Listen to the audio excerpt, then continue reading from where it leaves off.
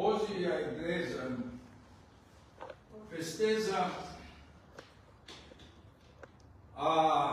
e lembra todos os padres que participaram na quarta Santa Ecumênica Sínodo. Uma sínodo importante que foi realizada no Império Bizantino e ela decidiu. Participaram todos, ortodoxos, que eram todos juntos, não existia igreja romana e igreja ortodoxa. Eram todos ortodoxos. Na época, era mais ou menos o 8º século,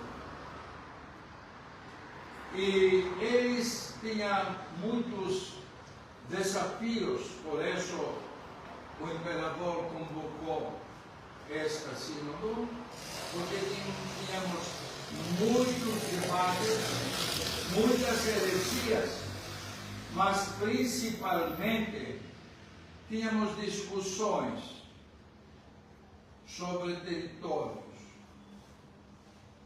O egoísmo atacou a igreja. O egoísmo de quem? De patriarcas, do episcopo de Roma, que era o Papa, que um queria ser mais que o outro. Isto é um erro gravíssimo. E acontece até agora. Estas sínodos deu uma basta de estas pequenas coisas que nós podemos falar que o diabo colocava na cabeça dos bispos para superar um ao outro. Então, ela decidiu. A pentarquia, que era os 5 episcopos na época mais famosos, por causa das cidades. A grande cidade era uma das grandes cidades, que era Alessandria. O Papa, o primeiro Papa e patriarca de Alessandria, tinha um território que ele falava: você vai ter o seu território a partir de lá, Alessandria, Mênfis, Mariús, Pendápolis, até lá. O Papa da Roma vai ter um território, Itália, França, porque a Espanha pertencia ao patriarca ecumênico. O patriarca ecumênico vai ter este território. O patriarca da Antioquia este território. E todos separaram os territórios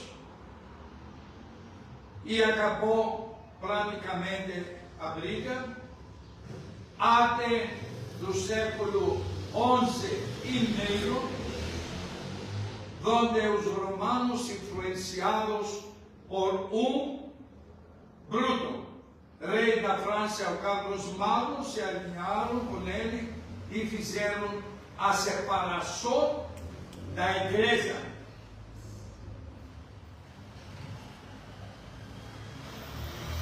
Aí eles criaram outras coisas, que todas essas coisas, nas aulas que eu comecei a fazer e vou continuar, vou mencionar, porque o Papa da Roma não tinha esse território que agora tem. Era proibido pelos cânones. A única perfeição e a única iluminação que é certa é o Espírito Santo quando ilumina a Ecumênica Santa Sínodo.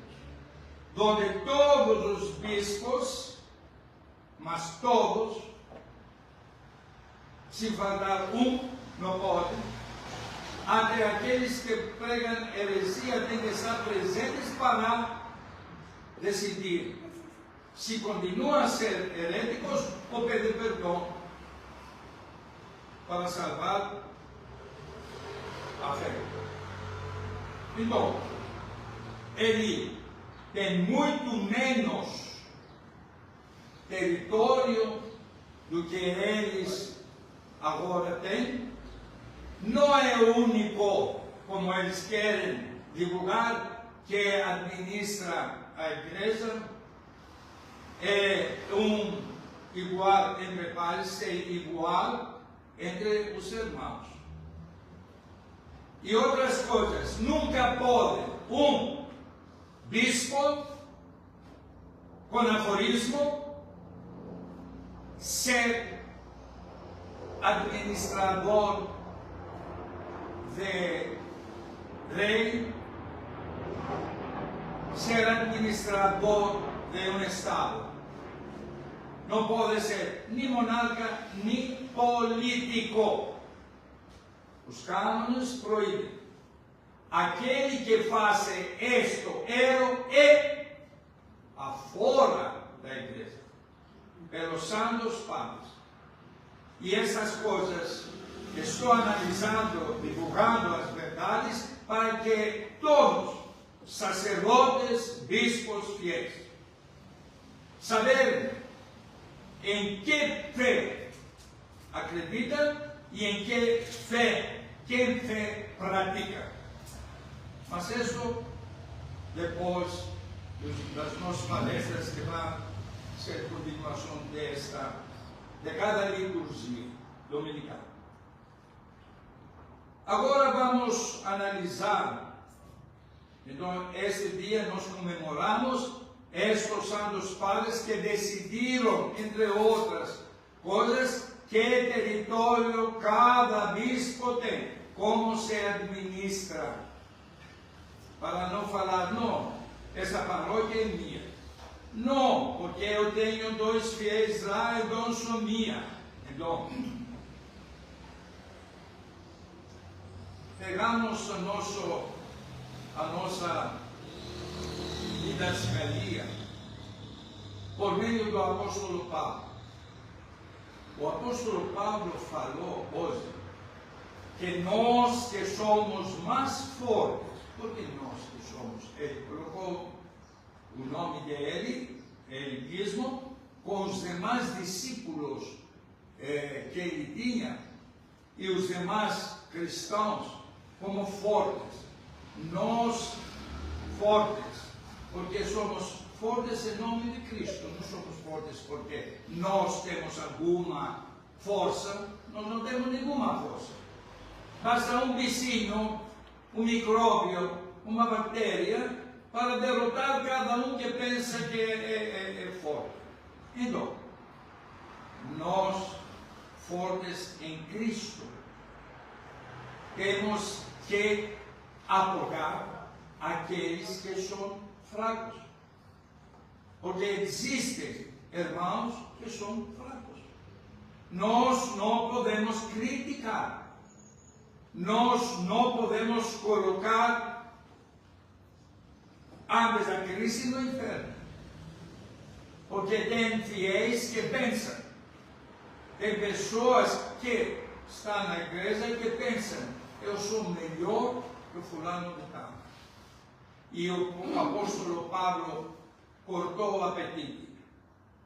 Não podemos ser egoístas. Nós temos que ser amigáveis. Nós temos que aguentar aqueles que são fracos e, se podemos ser exemplo, como ele fala, que o exemplo nosso é o Cristo, nós temos que mostrar com praxis e não com palavras, com ação. Temos que mostrar o que nós amamos. O meu exemplo da minha infância, o São Iago, os Tsaliques, meu parente. Ele falava sempre para nós que éramos candidatos para o sacerdócio. Amamos o pecador, mas detestamos o pecado.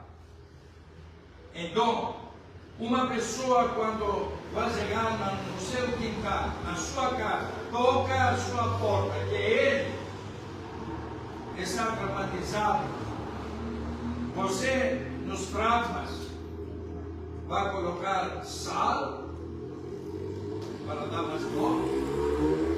Ou você vai colocar óleo, carinho, amor, curar com qualquer objeto medicinal para aliviar as dores? Então, o pecador é um traumatizado pelo Satanás. Nós temos que ter amor, paciência e compaixão. Como Deus queremos ter para nós. Que Deus abençoe. Amém.